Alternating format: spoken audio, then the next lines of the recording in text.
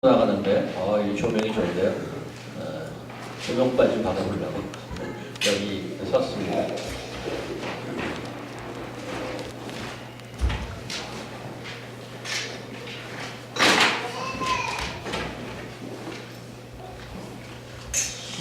반갑습니다. 계속 사무엘 상을 보고 있습니다. 벌써 17번째네요. 사무엘에서는 이스라엘의 왕정이 시작되는 큰 역사적 변화의 시기를 기록한 책입니다.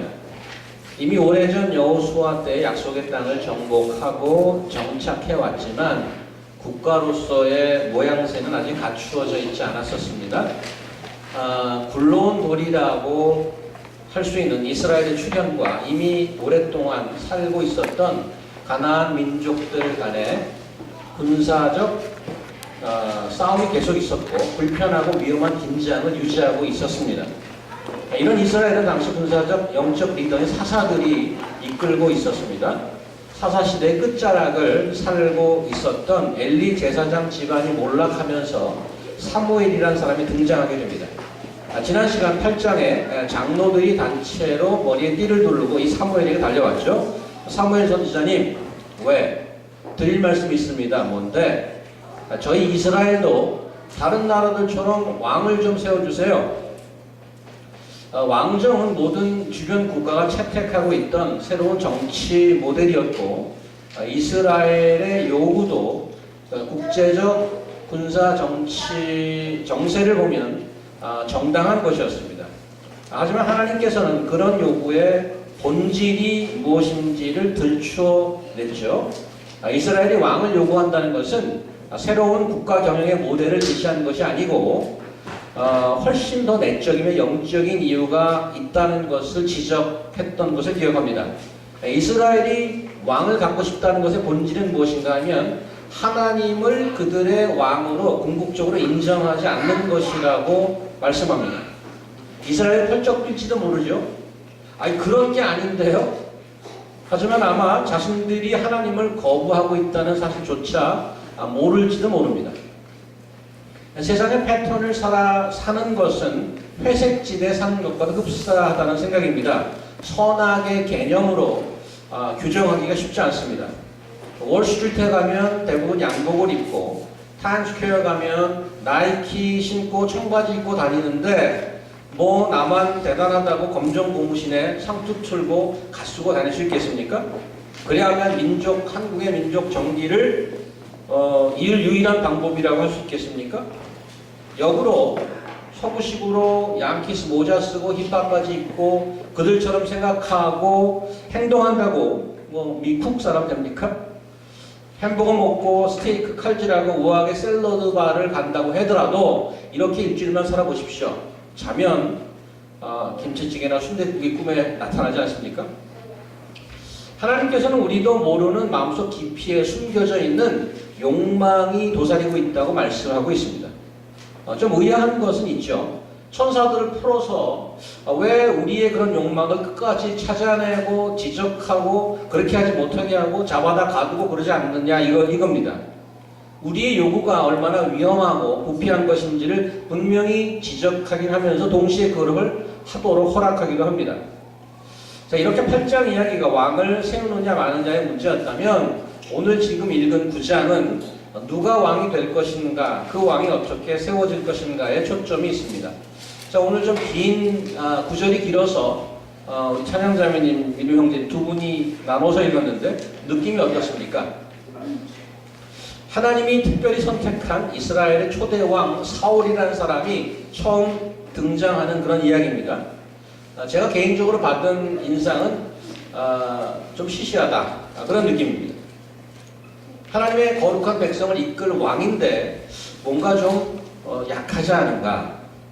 역사적인 순간인데 잃어버린 암나귀 한 마리 찾아서 줄곧 헤매고 있는 이야기가 오늘 9장 전부를 차지하고 있습니다.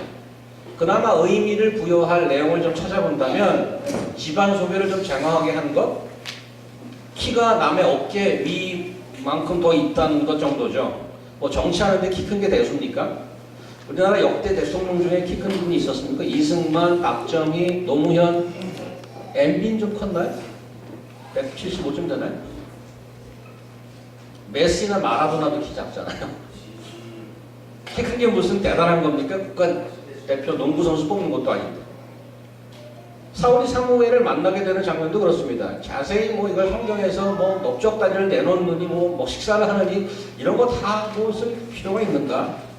정말 평범하고 하찮게 보이는 이런 얘기란 말이죠. 집에서 암나귀 하나 잊어먹고 그것을 찾으러 사울이 길을 떠나 여기저기 헤매면서 3일을 헤매지만 찾지 못하자 아버지께서 걱정하겠다.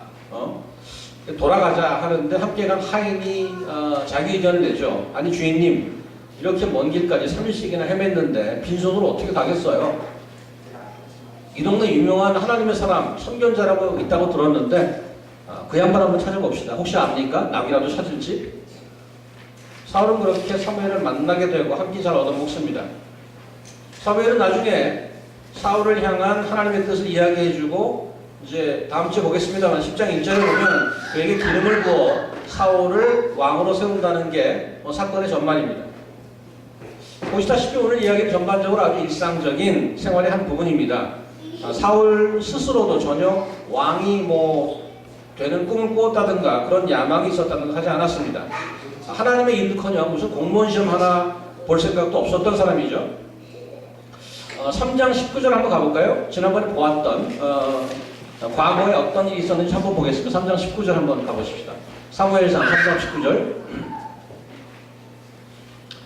여기 보면 사무엘이 등장하던 때의 얘기를 나오는데 사무엘이 자라매 여호와께서 그와 함께 계셔서 그 말로 하나도 땅에 떨어지지 않게 하시니 단에서부터 브엘세바까지 온 이스라엘이 사무엘은 여호와의 선지자로 세우심을 입은 줄을 알았더라. 사무엘이 활동을 시작하면서 전국을 돌아다니면서 공의하고 말씀을 전해서 사무엘, national leader, our spiritual leader 처음 알았다고 해요.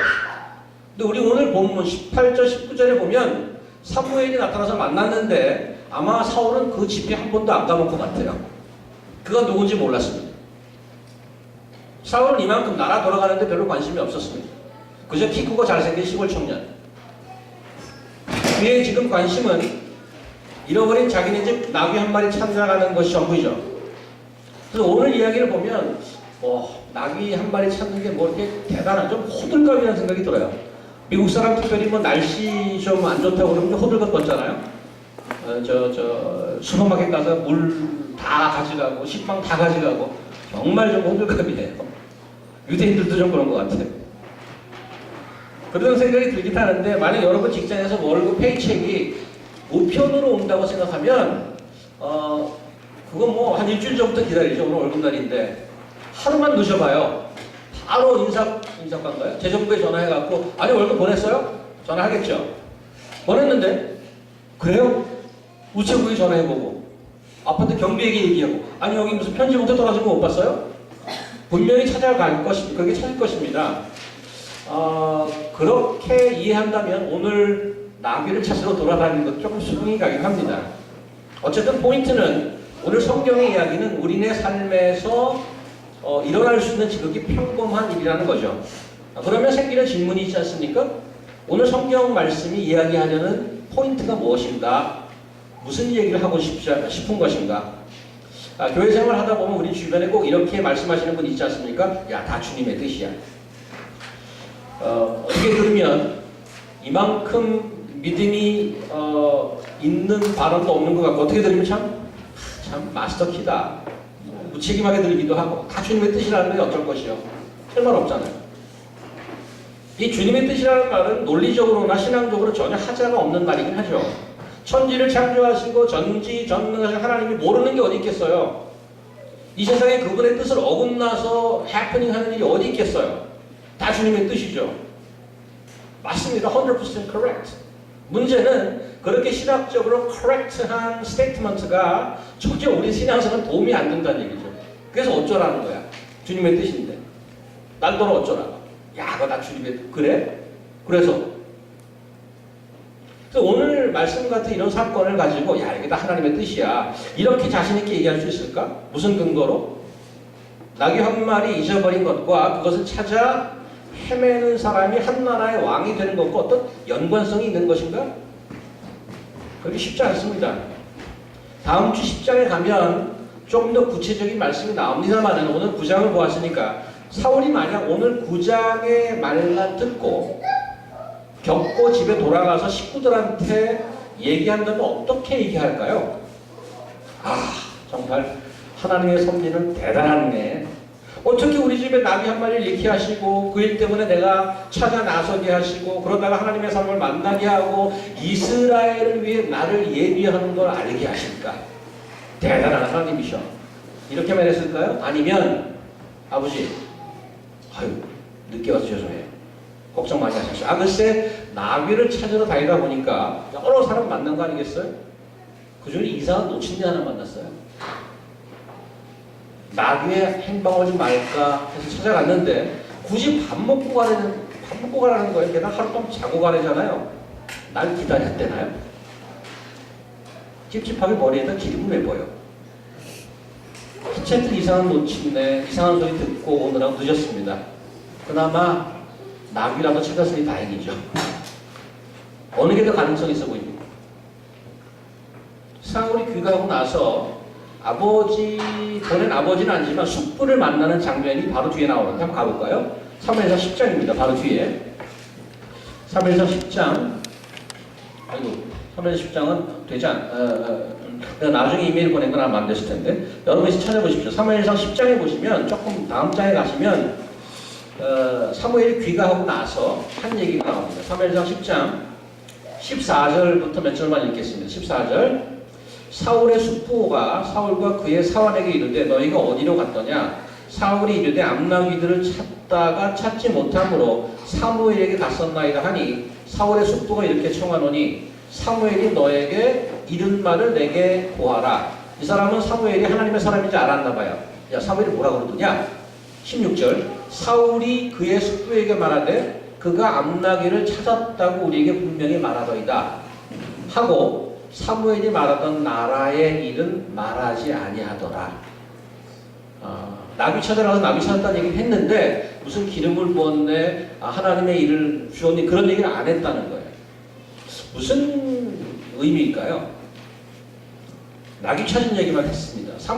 사울이 사무엘을 만난 경위를 보면 먼저 하인이 그에게 대한 소문을 들었다고 그러고 또 동네 그 여자아이들의 길을 물어가면서 만나게 된 거지 않습니까?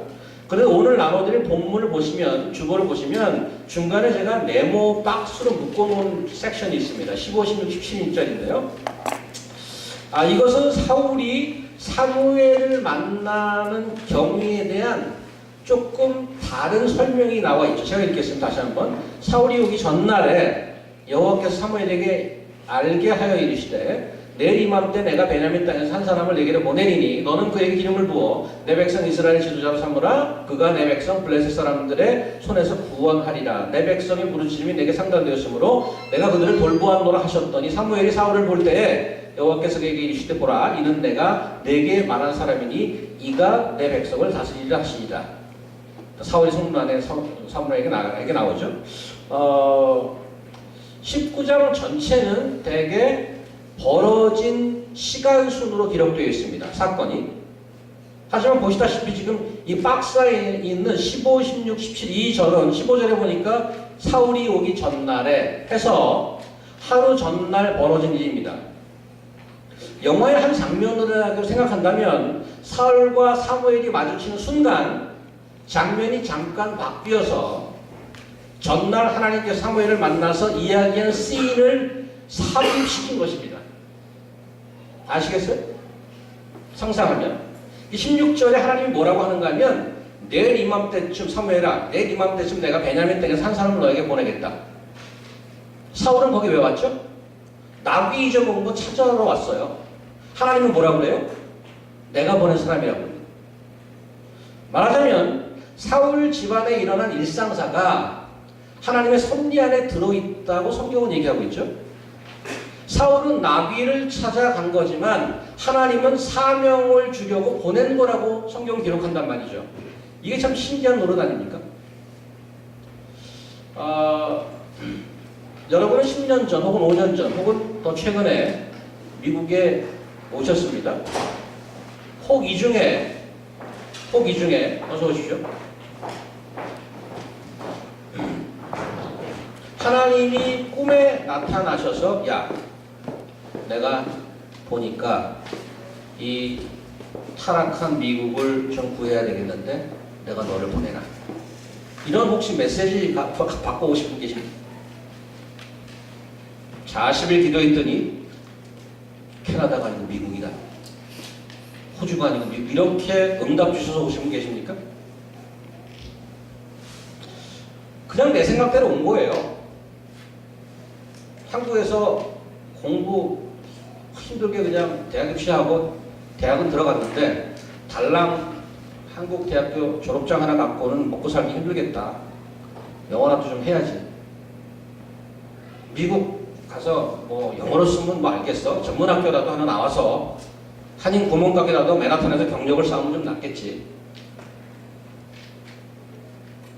나도 한 공부한다는 사람인데 조금만 좀 애쓰면 하기도 하지 않을까? 미국 학위 정도면 전 세계에서 알아주지 않을까? 연봉 좀 괜찮은 잡도 얻을 수 있지 않을까? 아무래도 국내파보다는 해외파가 경쟁력이 있지 않겠어? 결국 자기 인생 문제로 좀 고민하다가 나중에 좀 잘 먹고 잘 살으라고 내린 결정입니다. 말하자면 오늘 본문식으로 말하자면 각자 잃어버린 나귀를 찾아서 미국까지 흘러 들어온 거죠. 그래 혹시 하나님께서 야 내가 너를 기름 부어 하나님 나라를 세우는 종으로 삼겠노라. 미국 맨하탄 내가 너를 보내노라. 너를 거기서 훈련시키겠다. 이렇게 뜻하는 건 아닐까요? 좀 비약인가요? What do you think? 에이 목사님 사울은 한 나라의 왕이 되는 거잖아요. 제가 무슨 미국 대통령 되겠어요? 장관이 되겠어요? 그렇다고 뭐 뉴욕 시장이 되겠어요? 그건 아니죠. 한국 외교부가 저를 파견한 것도 아니고 적어도 리더급은 돼야 그래도 비슷하게 오늘 말씀을 적용할 수 있죠. 근데 성경은 우리의 이러한 의심보다는 완전 반대의 시각의 의문을 던지고 있는 말씀이 있습니다. 아까 잠깐 비쳤던 잠언 20장 한번 가볼까요? 잠언 20장에 이런 얘기가 있어요. 사람의 걸음은 여호와께로서 말미암나니 사람이 어찌 자기의 길을 알 수 있으랴? 미국이니까 미제로 한번 읽어보겠습니다. Man's steps are from the Lord. How then can man understand his way? 무슨 말이에요? 우리가 우리 뜻대로 내린 모든 결정이 하나님께로부터 왔다는 거죠. 이 말에 따르면. 그러니까 내 뜻대로 내린 내 결정의 원뜻을 사실 인간은 잘 모르고 있다고 얘기합니다. 우리의 의문점은 반대 아니었습니까? 내가 내린 결정으로 여기까지 왔는데 이게 무슨 하나님 뜻과 상관이 있겠어? 그것을 어떻게 알아? 성경은 반대로 얘기하죠. 이 지금 잠언 말씀은 어떤 리더나 왕이나 이런 사람들에게 적용되는 그런 말씀이 아니라 보편타당한 하나님의 자녀 모두에게 해당되는 말씀입니다. 이것보다 훨씬 더 조금 더 직접적인 말씀이 있는데 잠언 한 구절 더 읽겠습니다. 사람이 마음으로 자기의 길을 계획할지라도 그 걸음을 인도하는 자는 여호와시니라. 내가 아무리 계획하고 결정하고 살아도 결국에는 하나님이 원하시는 그 길로 갈 수밖에 없을 것이다 라고 얘기합니다. 그렇다면 내가 현재 내린 결정이나 방향이나 계획이 어떻게 하나님의 계획인 줄 알 수 있겠는가? 이런 의문이 생기죠. 사울의 경우에는 하나님이 전날 사무엘을 불러서 분명히 말씀하신 말씀이 있습니다. 성경 말씀이 있기 때문에 우리는 그것이 하나님의 뜻인 줄 압니다. 근데 우리 삶은 성경에 기록이 돼 있나요? 찬양아, 네가 필라에서 일을 하고 있지만 뉴욕에 부를 것이다. 이런 무슨 메시지를 천사에게 받았거나 그러지 않았단 말이죠. 레즈메 뿌리다 보니까 하나 걸려서 온 거예요.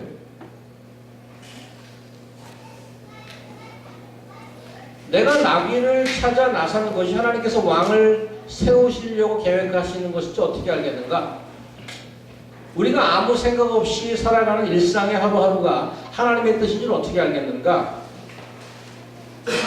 한두 가지 힌트가 있다고 생각을 합니다, 저는.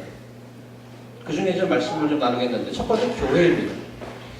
여러분과 제가 교회에 나와서 끊임없이 하나님의 말씀, 그리스도의 복음을 듣고 있다는 지금 이 사실 하나가 결코 아무 뜻없는 우연의 연속은 아니라는 것입니다.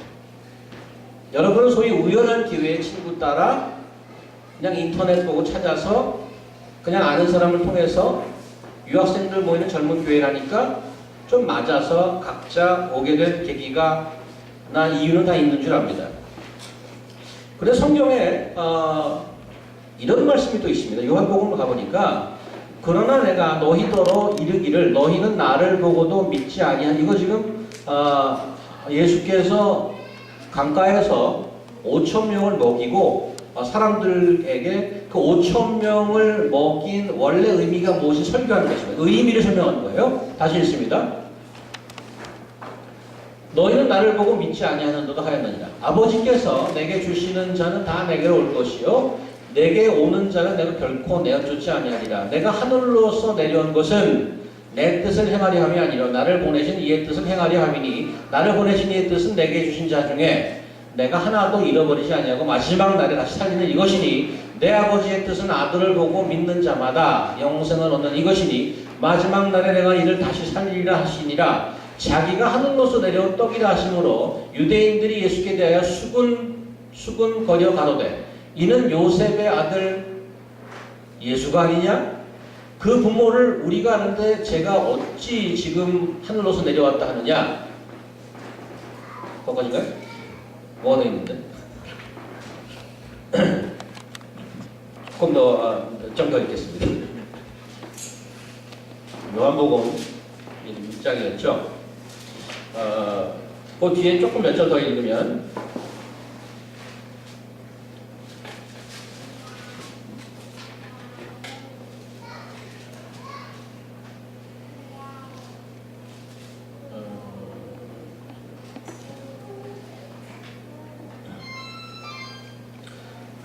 예수 43절 있습니다. 43절 예수께서 대답하여 이르시되 너희는 서로 수군거리지 말라. 44절 나를 보내신 아버지께서 이끌지 아니하시면 아무도 내게 올 자가 없다. 우리 여기서 하는 말로 얘기하면 우리가 네 발로 걸어왔습니다. 소식 듣고 친구에게 끌려서 억지로 뭐 어떻게 내 발에 걸려 들어왔는데 이 사건을 성경은 뭐라고 그러냐면 아버지께서 이끌지 않으면 아무도 올 자가 없다고. 여러분은 오늘 왔다가 내일 안 나올 수도 있습니다. 제가 100% 하나님의 뜻은 다 알 수 없사오나 교회에 끊임없이 힘들지만 얼마나 많이 갈등해요? 아이고 오늘도 가야 되나?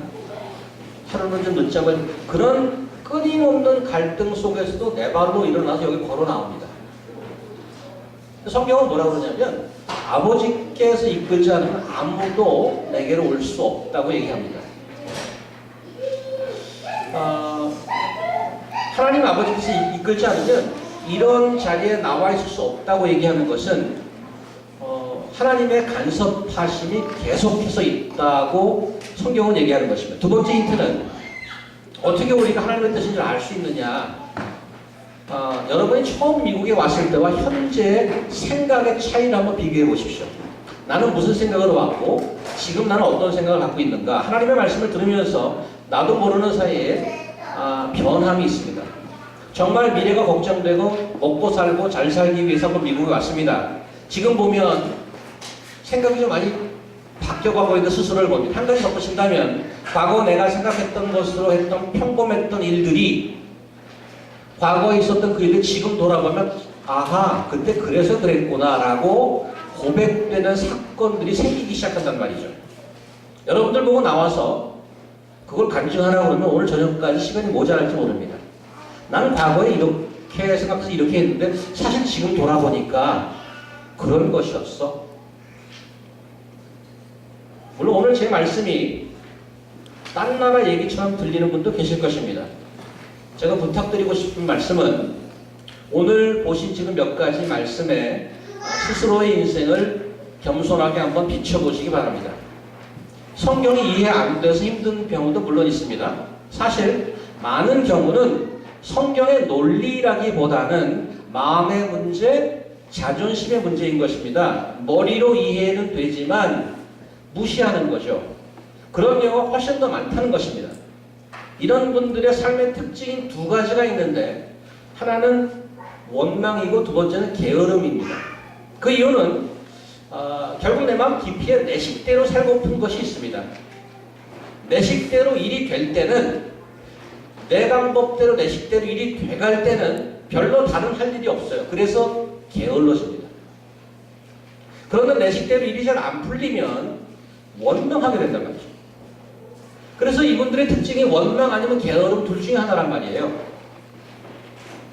반면 하나님의 주권을 인정하고 그의 뜻대로 살고자 하시는 분들의 특징 두 가지는 감사와 겸손입니다. 일이 잘 될 때는 하나님의 은혜에 감사합니다. 일이 잘 안 될 때는 실망하지 않습니다. 하나님의 인도하심과 그분의 아들을 보내신 사랑을 신뢰하기 때문에 겸손히 기다리며 때를 기다립니다. 여러분 스스로는 어떤 사람인지 한번 점검해 보시기 바랍니다. 나는 원망과 게으름이 많은지 겸손과 감사함이 있는지. 여러분 하나님의 간섭하심은 무한 리필이 아닙니다. 하나님께서 아버지로서 자녀된 우리에게 원하시는 것은 내가 이 땅에 태어나서 살아가는 존재의 목적의 회복입니다. 왜냐하면 그것이 인간이 누릴 수 있는 최대의 행복이기 때문에 그렇습니다. 중간은 없습니다. 죄송하지만 양다리는 가능하지 않다는 게 다원주의와 상대주의 시대를 사는 기독교가 견뎌야 할 도전입니다. 그리스도의 죽음과 부활을 믿어서 하나님의 자녀로 영원히 가치 있는 삶을 살던가 아니면 내 식대로 살다 가던가. 하나님께서는 창조주이시기 때문에 자신의 소유된 이 모든 만물을 마음대로 할 권리가 있습니다. He has every reason to do anything to his creature, including us. 한 가지 기억하십시오. 하나님의 독선이 제가 일부러 좀 그런 표현을 썼습니다. 왜? 독선이라고 느끼는 분들이 있기 때문에. 하나님의 독선이 세상의 어떤 평화주의보다 훨씬 더 정의롭고 희생적입니다. 그냥 잘 살고 있던 사울의 삶을 굳이 간섭해서 자기 사람을 만들어 가려는 하나님에게 어떤 이들은 동의하지 않을 수 있습니다. 혹시 하나님이란 분이 내 개인의 꿈이나 비전을 이루어가는데 와일드 카드라도 사용하게 하셔서 도와준다면 받아들이고 감사할 용의는 있을지 모릅니다. 근데 오늘 말씀을 보니까 하나님께서 사울의 평범한 삶 속에서 간섭하고 섭리하는 데 있어서 분명한 다른 목적이 있음을 알 수 있습니다. 16절 한번 보십시오. 다시. 내리만 때 내가 베냐민 땅에서 한 사람을 너에게로 보내리니 너는 그에게 기름을 부어 내 백성 이스라엘의 지도자로 삼으라. 그가 내 백성 블레셋 사람들의 손에서 구원하리라. 내 백성의 부르짖음이 내가 상달되었으므로 내가 그들을 돌보았노라 하셨다. 하나님이 사울의 삶에 간섭하시는 이유가 뭐라고 나와 있는가 하면 자기 백성을 향한 긍휼한 마음을 이론의 도구로 사용하려고 사울을 불렀다고 합니다. 하나님께서 자기 백성에게 자비를 베푸시고 어려움에서 고통받는 이들을 구원해 내시려는 것이 하나님이 사울을 인도하고 섭리하는 목적이고 근거란 말이죠. 그러면 이 긍휼을 베풀려는 이 백성이 어떤 백성인데요? 어떤 백성이라고요? 지난주에 말씀드렸잖아요. 8장에서 하나님이 왕 되기를 싫어서 다른 나라처럼 왕 세워주세요 라고 대들던 민족이란 말이죠. 조상 때부터 줄곧 자기를 버린 자들입니다. 이런 자들이 힘들다고 하니까 그들을 구해내기 위해서 사무엘을 준비시키고 사울을 준비시키는 그런 하나님이란 말이죠. 이런 하나님 보고 뭐라고 하시겠어요? 여러분들은 참 속도 없다. 그러지 않겠어요? 그들이 아프다고 아우성 치는 소리가 안타까워서 견디지 못하는 분이 성경의 하나님 아버지란 말이에요. 이것이 하나님께서 평범한 사울을 둘쳐내서 인도하고 간섭하는 섭리란 말이죠. 여러분 기도하시면서 저를 좀 그런 목적에 하나님의 백성을 인도하는 목적으로 좀 사용하게 해주세요 라고 기도해 보셨는가 모르겠습니다. 아니면 역으로 그동안 얼마나 많은 분들이 여러분의 인생에 거쳐가셨나요?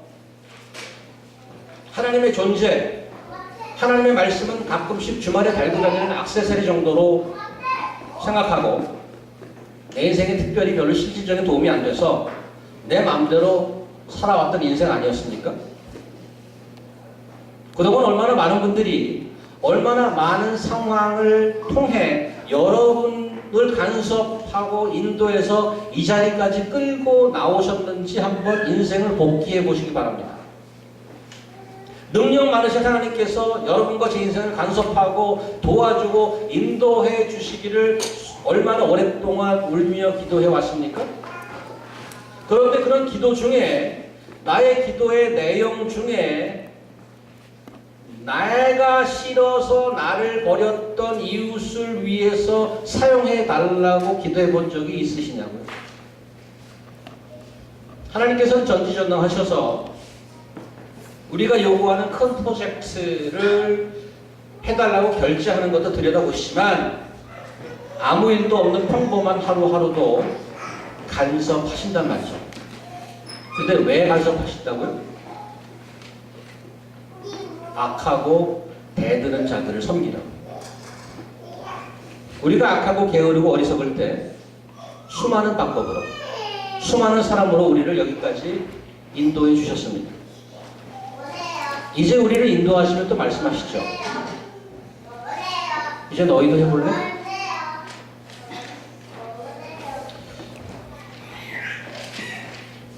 신약에 가면 구약의 이스라엘을 불렀던 하나님의 목소리를 다시 한번 상기시키는 구절이 있습니다. 사도 베드로는 그 옛날 광야에서 이스라엘을 불렀던 출애굽기의 말씀을 가지고 크리스천들에게 적용하는 걸 볼 수 있습니다. 오직 너희는 택하신 족속이요 왕같은 제사장들이요 거룩한 나라요 그의 소유된 백성이니 이는 너희를 어두운 데서 불러내어 그의 기이한 빛에 들어가게 하신 자의 아름다운 덕을 선전하게 하게 하심이라. 너희가 전에는 백성이 아니더니 이제는 하나님의 백성이요 전에는 긍휼을 얻지 못하였더니 이제는 긍휼을 얻은 자 아니라 사랑하는 자들이 나그네와 행인 같은 너희를 권하노니 영혼을 거스려 싸우는 육체의 정욕을 제어하라. 너희가 이방인 중에서 행실을 선하게 가져 너희를 악행한다고 비방하는 자들로 하여금 너희 선한 일을 보고 권고하시는 날에 하나님께 영광을 돌리게 하려 하심이라. 나만 생각하던 인생에서 어둠으로 꺼져가고 썩어져가고 죽어가는 세상, 이 세상의 빛으로 가서 거룩한 백성으로 살아서 이 세상의 전부가 아닌 것을 증거하라고 합니다. 나보고 예수쟁이라고 해코지하던 사람들에게 정말 예수가 있구나, 정말 하나님 믿는 자가 있구나, 그 하나님 나도 좀 믿어봤으면 좋겠다, 그런 인생을 여러분과 저를 불렀단 말이죠. 깐디나 테레사가 되라는 얘기는 아닙니다. 마틴 루터 킹이나 빌리 그레함 되라는 얘기가 아닙니다. 주변에, 교회에 매일 스치는, 매주 보는 그들에게 나는 보내진 삶이 아닌가, 내가 그들에게 보내진 삶이 아닌가 고민해 보란 말입니다. 그 하나님의 간섭이 보이기 시작한다면 그것이 나의 소명이 아닐까? 내 귀가 거기에 그 소리에 열리기 시작한다면 나의 평범한 매일은 더 이상 평범하지 않을 것입니다. 더 이상 게으름과 원망으로 점철되는 인생이 아니고 감사와 겸손의 반전이 있는 놀라운 삶으로 변하지 않겠느냐. 이것이 오늘 말씀의 메시지인 것입니다. 여러분과 제가 아무 일도 벌어지지 않은 것 같은 매일의 일상 속에서 하나님이 나를 어떻게 간섭하시고 어떻게 부르셨는지를 눈을 뜨고 귀를 열어서 듣고 보아서 그 안행을 따라가며 복된 인생이 되는 저희가 될 수 있기를 주의 이름으로 축원을 드립니다. 기도하겠습니다. 하나님 감사합니다.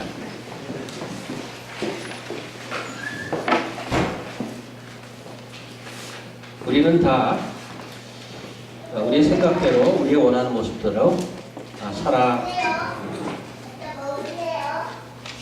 인생입니다.